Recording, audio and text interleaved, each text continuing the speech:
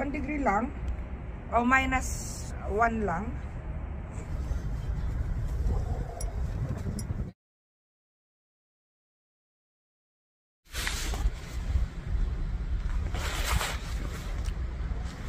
Alright, tapos na bumaba ang snow. So, iikot ko kayo mga kapatid dito sa neighborhood. Yan, so tara na, samahan nyo ako. Another snow storm hit Toronto, Ontario, Canada. So ayan, ako'y maglalakad para makita natin yung paligid. Ayan yung neighbor, nagsasyabol sila, nagsasabog ng asin.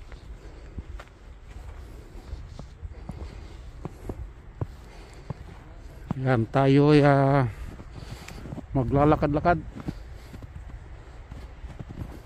Ito karsada ito, puno ng snow. Tingnan nyo yan, yung mga halaman sa harap ng bahay, natabunan na ng snow. Akala mo yung Christmas tree. So ayan, okay lang naman kasi naka winter jacket ako, at saka yung sapatos natin pang winter talaga yan. Ayan, dito ako maglalakad dito sa walkways. Itong walkways na tinutumbok ko, ayan po, dati walang snow yan.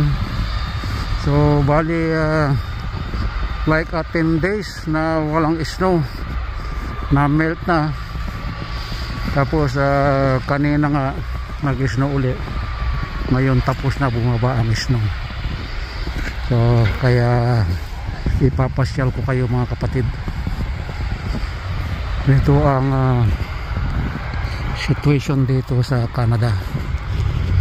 Pagka nag-snow, talagang grabe. It's really white snow. So wala tayong magagawa, let it snow. At dito kanya-kanyang linis ng driveway para yung sasakyan may mapaparkingan. Katulad ng isang guy na ito,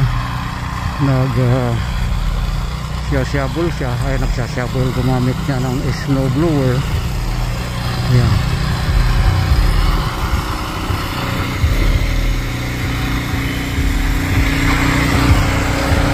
Nice one. Okay. Hello. Punta tayo doon sa plaza. Kung wala ka namang snow blower, manual, katulad nitong kapitbahay na ito, sinasyabol niya. Ayan po, naglabasan ng mga snow flowers, snow blower.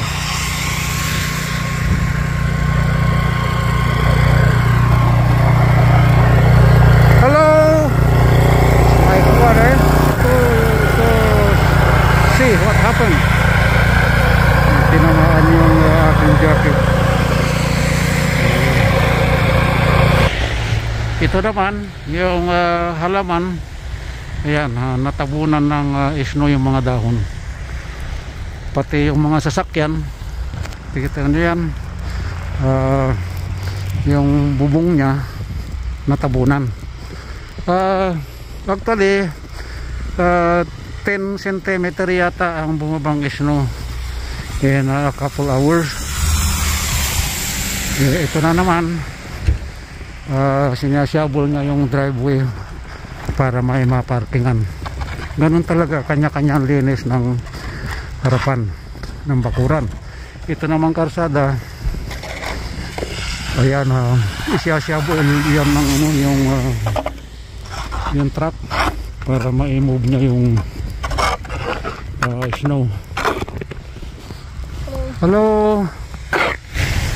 Lalagyan ng asin yan para totally matunaw yung snow.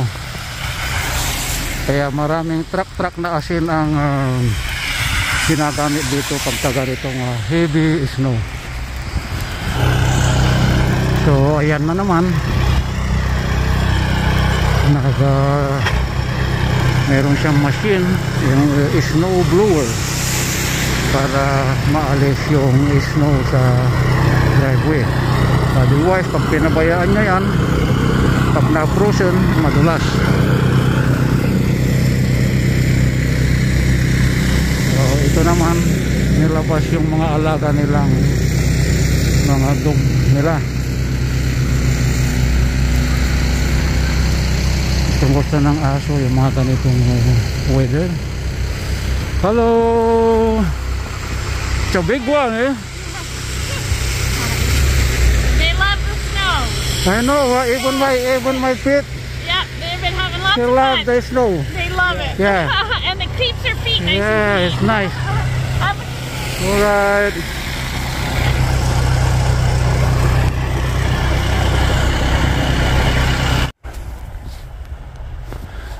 Ito naman, ang gandang tignan. Akala mo yung bulak na sinadyang nilagay. Malapit na tayo doon sa mall, doon sa plaza. Kasi 5 minutes walk lang ito eh, mula sa bahay. So ano, dito na tayo sa plaza. So iikot lang tayo saglit dyan sa lugar na yan. Naipakita ko na yan dati. So tayo maglalakad-lakad lang at, para makita niyo ulit. Ayan po. So andito na tayo sa plaza. Ito yung shoppers. Andyan ang mga bilihan ng mga gamot, kahit ano meron dyan. At ito naman yung staples, ano yan, bilihan ng mga computer, cellphone, mga electronics ba. Dito naman sa kabilang side, andyan yung sinasabing Subway, yung mga bilihan ng ano yan, yung mga pagkain, hindi Subway ng train, ha. Yun namang isa, yung Western Union Cash Money. Yung kabila naman, andyan ang Tim Horton. Yan, mabiling bilihan ngayon ng Tim Horton dahil nag-snow. So sigurado maraming customer dyan.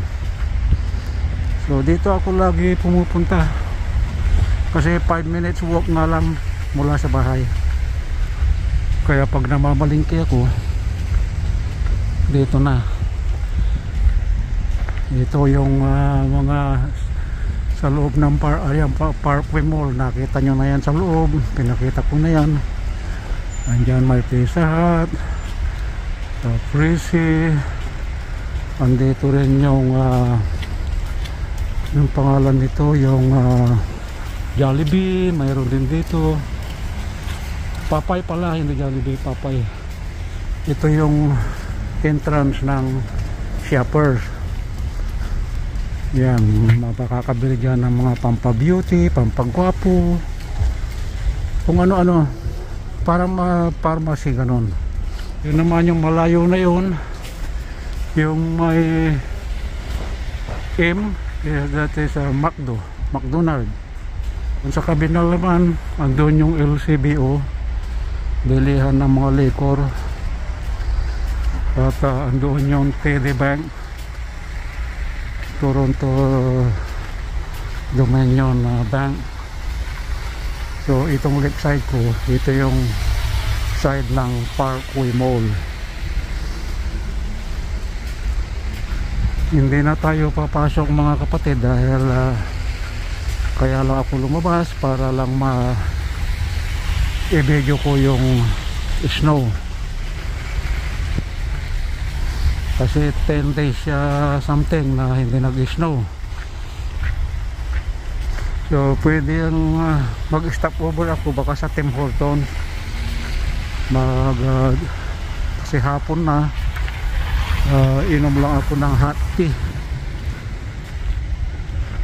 So hindi na ako pupunta doon sa Parkway Mall grocery dahil nakapamili na.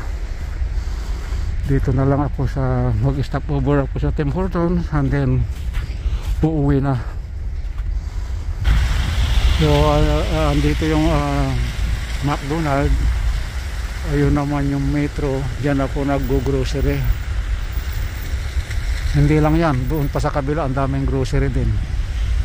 So itong McDo, katapat niya yung Subway at saka yung Western Union at saka Tim Hortons. Yan, so papasok tayo rito sa Tim Hortons para makainom ng hot tea and then uuwi na. Okay,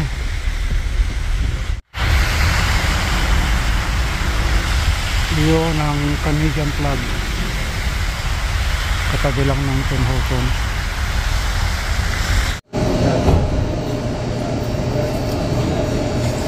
Puro mga sweet, hindi naman ako kakain yan. So gagamitin ko yung reward ko. Marami ng kape yan. One regular hot tea. Bag or stick? Bag. What size? Small. Orange people, 1 cream, 1 sugar? Yeah, can you please scan my card here? Oh, you want Alright, I'm gonna use debit. Yeah, go ahead.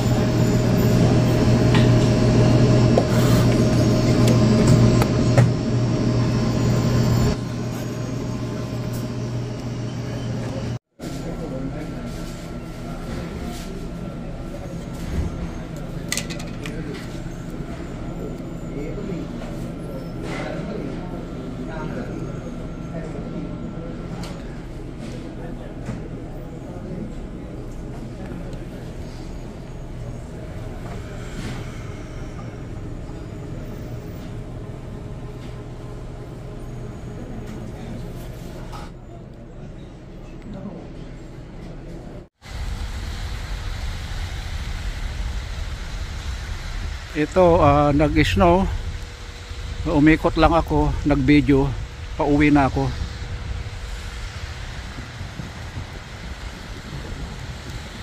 Five minutes walk lang naman. Tapos na akong nag-tea dito sa Tim Hortons. So uuwi na ako mga kapatid. At least na ipakita ko na uli ang snow dito sa Toronto. Dito tayo galing, diyan ako nag-tea. So tayo po uuwi na, gabi na. Nung umalis ako sa bahay, medyo maliwanag pa at almost an hour din ako nag-ikot-ikot dito. Tapos umupo pa ako dito sa coffee shop, pero hindi ako nagkape. Tea. Yung tea sa bag, yun ang ininom ko. Ayan.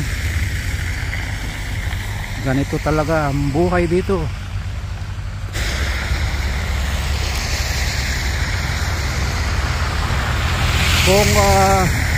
Kung walang snow, hindi ganito kaliwanag.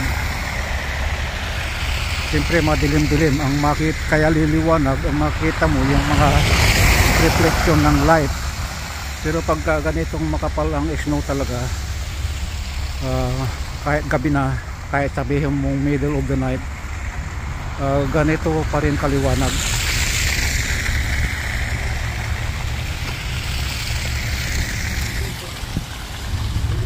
So busy ang karsada kasi ang oras ngayon ay alas 6 pa lang ng hapon.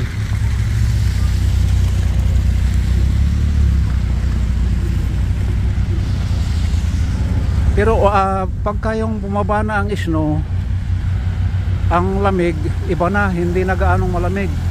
Pero bago mag snow, napakalamig po.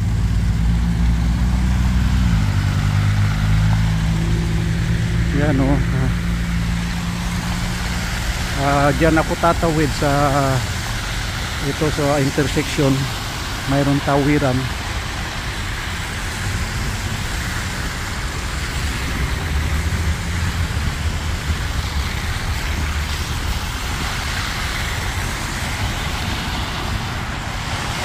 So I have to wait for the green light.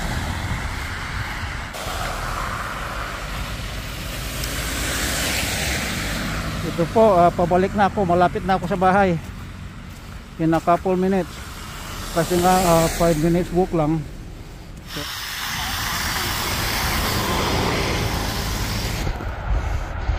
So I'm home.